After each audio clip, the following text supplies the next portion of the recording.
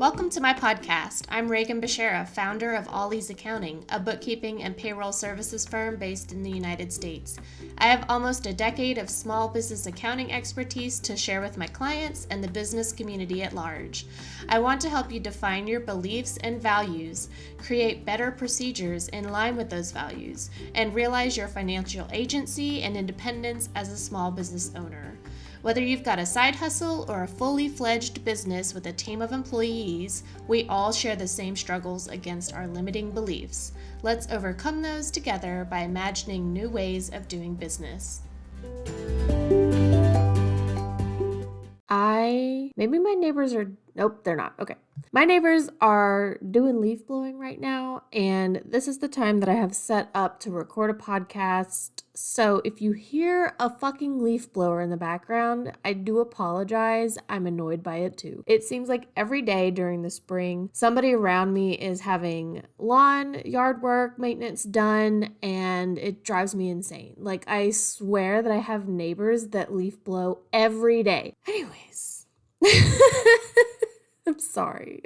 This is what happens when you're not a professional podcaster with a fancy booth or whatever. Like, I'm just in my house recording these episodes. So we're going to get on with it today. I am talking today about money goals, and it's March, but maybe you set a money goal for this year for your business. If you're a business owner, maybe you said you wanted to have so much in gross revenue by the end of the year. If you're not a business owner, first of all, you're obviously welcome to listen to the podcast. I know there are a lot of people that have like jobs that are also doing side hustles, and they want to figure out like what it means to become a business owner and are considering scaling their side hustle so that someday they can just do that and not have to work a job. And that's totally cool. And so I recognize that I probably have a diverse group of people listening to my podcast. And so if you set a money goal, even if you're working in somebody else's business, maybe you have a different type of goal. This will go for any type of goal. It doesn't have to be about money.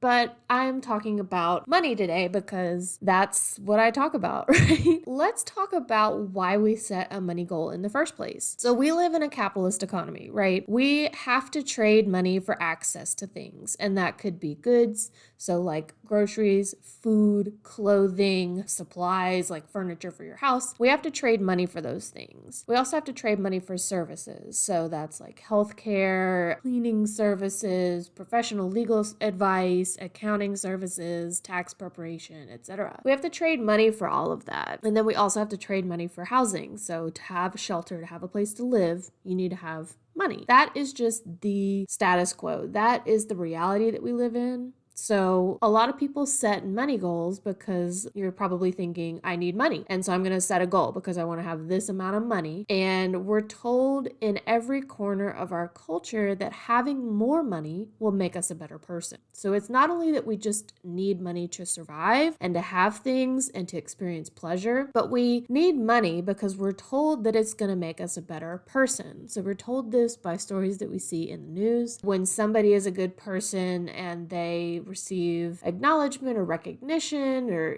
they receive more money because they're a good person, and then we flip that around and we're like, well, if I had more money, then I'd be a better person. Like, we think that that's a tautology, but that's not just something that somebody came up with. That is part of our culture. We're told that by news stories, other people on social media, which we all know that social media is other people sharing the best parts of their lives and filtering and censoring out all of the difficult parts of life. For the majority of social media users, we're just sharing the things that are going well for us or the things that we like about ourselves, pictures of ourselves that are flattering and show us having like clear skin and show us as being beautiful human beings, even though human beings like are gross.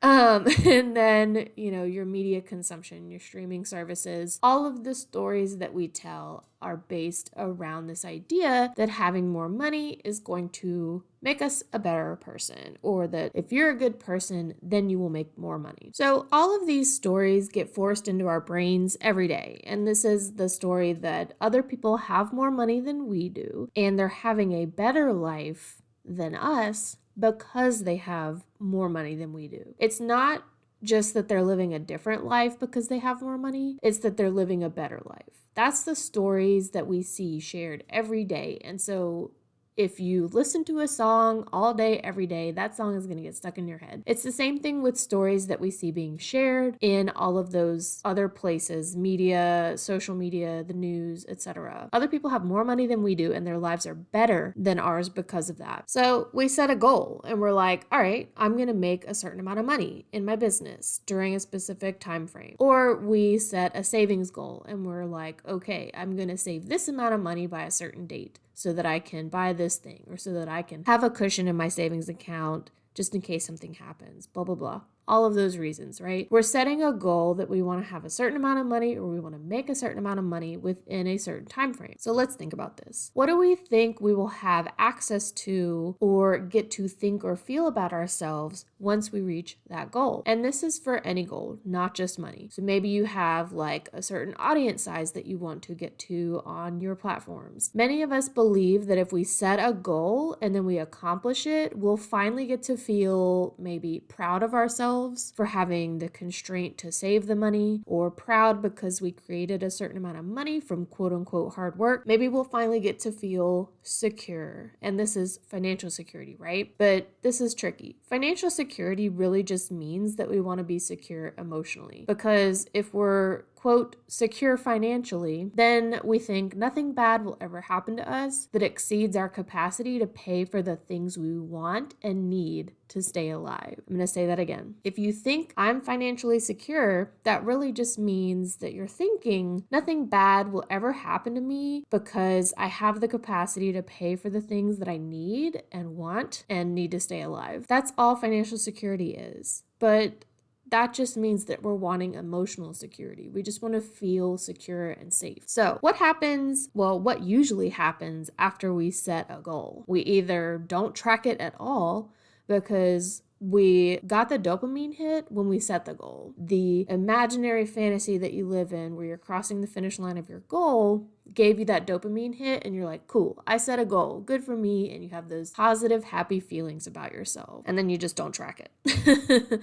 And it doesn't really matter if you ever meet the goal, because the whole point was for you to feel good about yourself in the moment that you set the goal and imagined yourself having that thing. The second thing that usually happens is we track it, right? We track the goal, we track our progress with the goal, and we either do this casually, like, every month I'm going to look at my savings account and see if I've saved what I needed to save. So that's casually tracking your goal, or you can track it incessantly and obsess over your goal. And when you do this, you don't celebrate the growth that you have along the way. You just look at where you're at on your journey towards your goal and you beat yourself up the entire time for not being at the goal yet. Even if you set a goal to have a certain amount of money by, let's say, the end of 2023, it's March right now. If you're looking at what you've made towards your goal so far this year, but you're not there yet, even though we're not even a quarter of the way through the year yet, but in March, we're like a quarter of the way through the year, but you're not at your goal yet. And so if you're tracking that incessantly, you're probably like, oh, I'm not even close. Well, okay, a quarter isn't even a close to one whole year. But you're going to beat yourself up anyways. So what happens in this second option where you're not celebrating the growth that you have along the way and you're beating yourself up the entire time for not yet being at your goal? What's going on here? Let's evaluate this. This is what took place. We set a goal, but then we use it against ourselves to find proof that we're not even able to get to the goal line. So the underlying belief here is that we know we can't actually meet the goal. We set a goal, but unconsciously or subconsciously or just buried deep within us is that belief that we can't actually meet the goal. Okay, why would we set that in the first place? We'll talk about that later. But if you have this underlying belief that you can't actually meet a goal that you set, your brain is actually biased to look for evidence so that you can be right about that belief. Our brains care more about being right, about who we are and how we behave, than they do about being curious about the world. So we've all heard the phrase, curiosity killed the cat. That's something that is true, but it's like an old wives' tale or just a saying that people have, but truly on an epigenetic level, so biologically, evolutionarily, our brains developed so that we have this wiring that makes us think that if we're curious about something, it can literally lead us into danger. Our brains are not necessarily wired to investigate things that we have uncertainty about. We like being certain about things because when we're certain about something, we can be sure whether or not it's going to kill us. Like if it's going to pose some sort of existential threat or danger to us. So if we're curious about things, but we're not sure about what they are, we're not sure about what the outcome would be to interact with that thing, then we're more likely to not go investigate that thing. Our brains like being right, they like being certain. And so if you have this belief that you can't meet a goal, then your brain actually is going to go look for all the evidence to prove itself right. So because we're hardwired to look for all the ways that we're already correct about everything, if we have that belief that we can't actually achieve or accomplish our goals, we behave in a way that's going to prove all that belief true. If you set a goal, but then the track that's playing constantly in your brain is, I can't actually make that much money by that date or within that amount of time, you're unlikely to go out and make more money. If you're a service-based business and you are stuck in the groove of, I can't meet that goal, then you don't show up and market yourself to your potential clients. The people that actually are interested in hiring you, you're going to act desperate towards them because you're like, I need you to prove me right about myself, that I'm good enough. And then you're going to be resentful towards the people that don't want to hire you. Your brain is going to focus on all the obstacles that it sees to meeting your goal. If you have a store or sell products or you're a retail-based business and you think, I can't meet my money goal, here's what you might end up doing. You could end up criticizing and picking apart every aspect of your product to prove that no one will want to buy it. You get caught up in a cycle of self-doubt and shame, resulting in you making less product and marketing or selling less of it. You focus on all the times that your business doesn't have much foot or web traffic. You don't show up on social media and promote your products.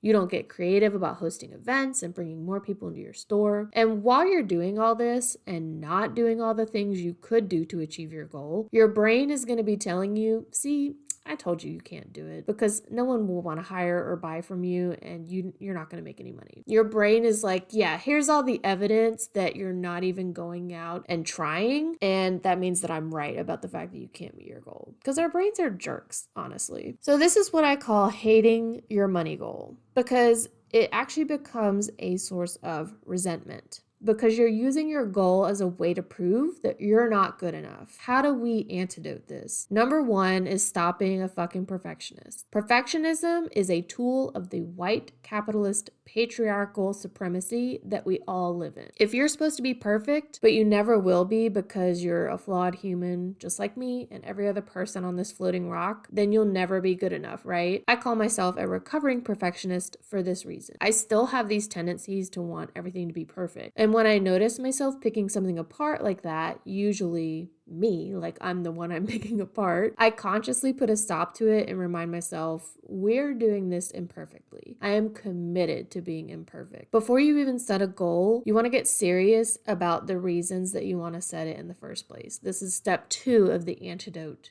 to hating your money goal. If it's a goal that you set so that you can feel pride, security, happiness, relaxed, at some point in the future, you will end up exactly as I was describing before, hating your money goal. So you need to sit down and get serious about why you set that goal in the first place. Be honest with yourself. Is it because you think that you'll feel these things in the future? It's okay to admit that. That's literally what everybody else is doing. You are not alone in this. But you do need to get honest with yourself about why you set the goal in the first place in order to stop hating it. The third step to antidote the hating of your money goal is to list out all the ways that you can feel proud, secure, happy, or relaxed right now. What do you have in your life to be proud of? And that's a genuine question that's not trying to degrade anybody. Maybe you've got awesome kids that are smart and witty and funny or carefree. Maybe you own a home. Maybe just getting up every day and brushing your teeth is enough for you. 100% basic self-care is something for me to be proud of. You know why? Because whenever I get depressed, that's the first thing that I don't do is take care of myself. Getting up, brushing your teeth, taking care of yourself every day is something to be proud of. You get to decide that. And the same goes for feeling secure, right? Right in this moment, are you safe? Do you have what you need to feed, house, clothe, and care for yourself today. Every day I have to practice thinking that I'm safe and I have what I need to take care of myself. And it's always true if I'm just looking at today, but I do this every day. I'm safe, I'm secure, I have what I need to take care of myself. This is how we prove to ourselves that the emotions we think we'll feel when we accomplish a goal are available to us now. The whole purpose of setting a goal isn't to withhold happiness from yourself, but that's what we end up doing, right? We're telling ourselves, see, we can't be happy or secure until we get that future thing. And then that creates a lot of stress and anxiety right now. How would you feel if your parent or your spouse, boss, whomever called you right now and said, hey, you're not allowed to be proud of yourself, and here's the reasons why? You would probably tell them to fuck off. But that's what we're doing to ourselves when we set a goal and then tell ourselves we won't be happy until we get there. It's withholding, and it ain't necessary. So the final step to antidoting hating your money goal is to look at any goal you want to set as a way to, number one, increase your capacity to do the challenging things. It's about putting yourself out there and not being afraid of being vulnerable and visible to other people. It's about learning a new skill that you're required to learn in order to meet the goal. It's about having more opportunities to be uncomfortable. This is not the same as being unsafe. It just is uncomfortable because you're going to be uncomfortable because you're creating a new identity. Achieving a goal means that you'll have to become someone who's maybe a few notches different from who you are right now. So the second thing, you want to look at your goal that you want to set as a way to get excited about what's possible for you and for your life. So we don't have to withhold excitement and positive feelings from ourselves right now so that it'll feel that good later. We have the opportunity to feel excited and motivated right now. And actually, that is the momentum that will carry you to your goal. And trying new things may not be scary for you. Maybe that's something that brings you joy on a regular basis. Setting a goal would then just be a new avenue for you to explore that will create new experiences and opportunities. Stop hating your money goal and start seeing it as a way that you can actually learn something about yourself. Maybe you'll be surprised at what you're willing to do, even though you haven't thought about doing it until this moment. A goal is a way to challenge our beliefs about ourselves and bust through them. It's not a tool to use as leverage against yourself to prove that you're not good enough and that all your mean thoughts about yourself are true. So I'd like to hear from you if you set a money goal for 2023. Come share it with me on my social media, or you can reply to any email I send out and I will see it. It goes straight to my inbox. If you're not getting my emails, you can click the link in the show notes for Chaos to Calm, which is my free receipt organization guide, or you can head to alleaseaccounting.com/subscribe. Have a great weekend, everyone.